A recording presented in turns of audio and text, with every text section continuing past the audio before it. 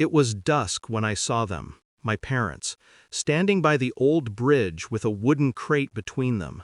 No words, just two shadows moving in sync, like they'd rehearsed this 100 times. Then the sound, a splash. The crate hit the water and vanished beneath the current. They didn't even watch it sink. They just turned and walked away. I should have left too, but curiosity has always been my curse. So I ran. The river was half frozen that night. I waded in, shoes heavy, breath white in the air. The current tugged at me, pulling, warning. Then I heard it, a faint sound, muffled, weak, a whimper.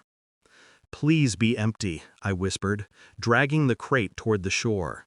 It wasn't. The nails were rusted but loose. I pried them open with trembling hands. Inside, wrapped in a thin blanket, was a baby, alive, crying. My first thought wasn't why, it was who. My parents, John and Margaret, were the kind of people others admired.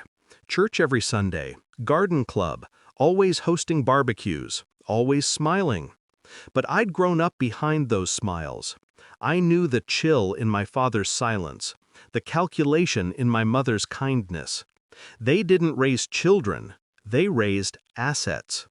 My brother, Thomas, was the golden one, the lawyer, the inheritor, and me, the disappointment who studied art and never married. But I never thought they were monsters until that night. I took the baby inside, warmed her, fed her with the only thing I had, sugar water in a spoon. Her cries softened, her eyes, blue and searching, found mine. I knew then I couldn't call the police, not yet, because I needed to understand why. The next morning I went back to the bridge. The snow had covered their tracks, but not mine. I saw tire marks, fresh, wide, my father's truck. He'd come from the old storage shed near the orchard.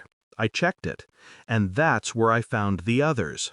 3 crates, empty, each with dried stains inside. And on the table, a ledger. Names, dates, amounts. Adoptions, but not legal ones. Cash exchanged for babies. Sold. My parents weren't just murderers, they were traffickers, and I'd been blind.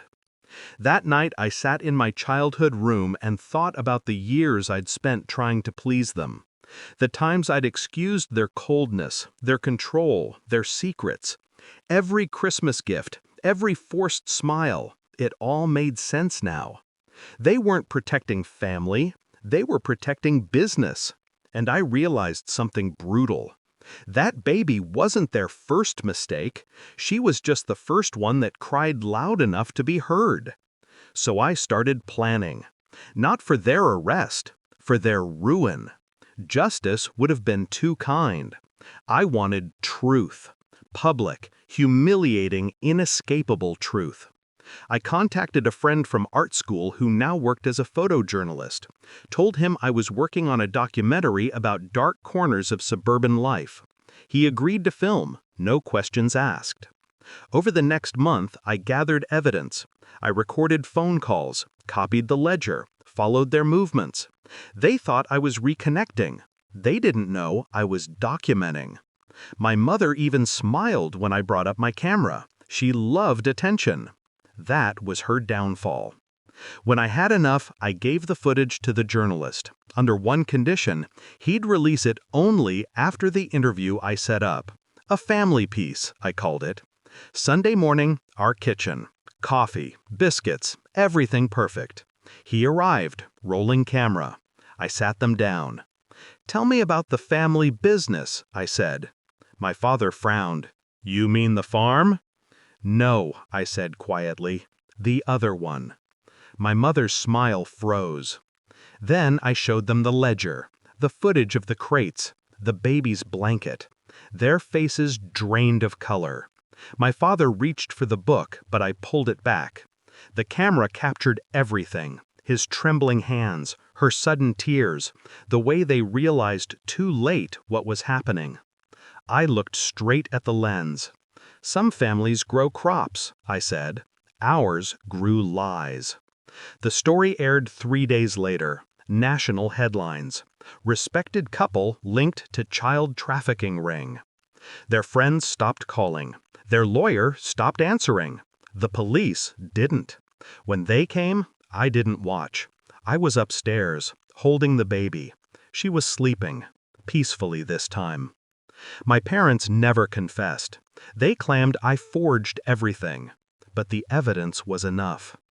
Sometimes I visit the bridge. The river runs quieter now, as if relieved. And when I look down, I think about that night, the splash, the sound, the moment everything changed. I don't feel guilt, only clarity. Because the truth is, I didn't just save that child, I freed myself from them. They threw away innocence that night, but I dragged redemption out of the water.